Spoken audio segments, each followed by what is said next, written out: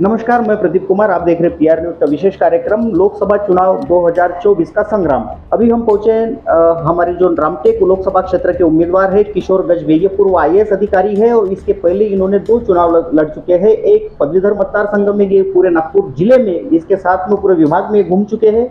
उसके बाद में इन्होंने उत्तर नागपुर विधानसभा असेंबली का चुनाव इन्होंने लड़ा था। इनको काफी अच्छा अनुभव है चुनाव का। कांग्रेस पार्टी के उपाध्यक्ष पद पर रहते हुए इनकी दावेदारी मजबूत थी, क्योंकि पिछला लोकसभा चुनाव भी इन्होंने कांग्रेस के टिकट पर लड़ चुका था। बावजूद इसके कांग्रेस ने इनका टिकट काट दिया और इन टिकट नहीं दिया। अभी ये निर्दलीय रन में बैठे हुए हैं। आइए जानते हैं इनसे किस तरीके की रणनीति रहेगी चुनाव जीत के संदर्भ में। तो गजबे साहब, आपका स्वागत है हमारे चैनल पे। और आप अभी निर्दलीय उम्मीदवार के तौर पर आप मैदान में डटे हुए, रामटेक लोकसभा क्षेत्र का आपका अनुभव काफी अच्छा है। पिछला चुनाव आपने लड़ा था, सेकंड नंबर पे आप थे। इस बार की रणनीति किस तरीके की है? मैं रामटेक लोकसभा मतदार संघ से 2024 के लिए मैंने नामांकन पत्र भरा है। और चूंकि मुझे भारतीय राष्ट्रीय कांग्रेस पार्टी का टिकट नहीं मिला, तो इस वजह से मैं भारतीय राष्ट्रीय कांग्रेस पार्टी के चुनाव चिन्ह पर नहीं लड़ रहा हूं और मैं अपक्ष उम्मीदवार के रूप में, निर्दलीय उम्मीदवार के रूप में मैं इस चुनाव को लड़ रहा हूं।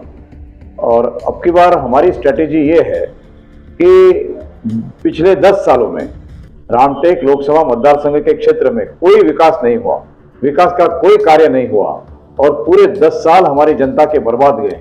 ये जो मतदार संघ है, इसमें दलित लोग ज़्यादा है, आदिवासी है और OBC लोग भी है। तो ये सभी पिछड़ा वर्ग का ये लोकसभा मतदार संघ है। और ऐसा होने के बावजूद और अनुसूचित जाति मतदार संघ से निर्वाचित होने के बावजूद भी इसका विकास नहीं हुआ। और इसीलिए अब की बार हम लोग विकास का मुद्दा लेकर इस चुनाव क्षेत्र में उतरे हैं। हमें ये कहना है कि कांग्रेस पार्टी का मैंने काम किया। 2019 में कांग्रेस पार्टी की ओर से मैंने चुनाव लड़ा और 4,70,000 वोट लिए। मैं पिछले 4 साल से इस मतदार संघ में जनता के संपर्क में हूँ। मैं काम करता हूँ, लोगों के काम मैंने किए हैं। और जिला परिषद, पदवीधर मतदार संघ, शिक्षक मतदार संघ, इन तीनों चुनाव में मैंने सक्रिय योगदान दिया है, काम किया है, मजबूती से काम किया और 4-5 साल तक लगातार मैं काम करता रहा। ऐसा होने के बावजूद भी कांग्रेस ने ये उचित नहीं समझा कि मुझे टिकट दी जानी चाहिए और इसीलिए उन्होंने दूसरे किसी उम्मीदवार को उन्होंने टिकट दिया।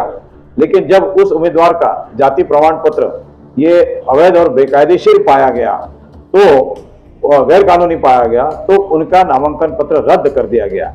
और उसके बाद उनका जो नंबर 2 का जो उम्मीदवार होता है या उनका जो सब्स्टिट्यूट होता है, वो सब्स्टिट्यूट के लिए मैंने कहा था हमारे पार्टी के हाईकमांड से कि मुझे आप सब्स्टिट्यूट बनाएं, ताकि पहला फॉर्म जब रिजेक्ट हो जाएगा तो फिर दूसरा फॉर्म मेरा वैध होना चाहिए। लेकिन वो भी सम्मान मुझे नहीं दिया गया। इसलिए मैं ऐसा मानता हूं कि हमारे दलित समाज के साथ या अम्बेडकरी समाज के साथ, बौद्ध समाज के साथ ये बड़ा अपमान है, ये बड़ा अन्याय है।